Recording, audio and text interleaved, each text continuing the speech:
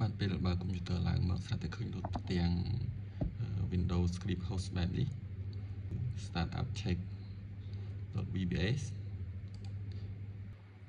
ដំណោះស្រាយយើងចូលមកកាន់ Windows Security ដើម្បីចូលទៅកាន់ Windows Security យើងចុច menu មកតោះមកយើងវាយពាក្យថា Security អូខេវាយ Security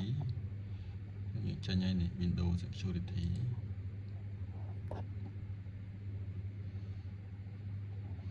តមកនៅក្នុងនេះយើងយក Virus and Threat Protection យើងយក Protection History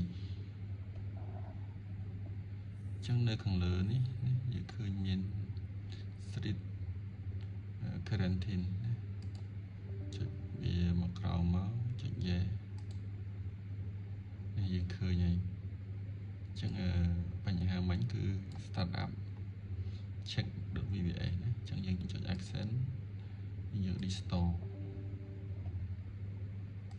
យើងចេះមកគេរួចរាល់ហើយករណីបើមានបន្តទៀតនេះនឹង maintenance ណា maintenance.vbs ហ្នឹងក៏ឧស្សាហ៍ចាប់ដែរអញ្ចឹងយើងធ្វើដូចគ្នាបាទអញ្ចឹងបងប្អូនអាចសាកល្បងធ្វើបែបនេះបានណាអរគុណ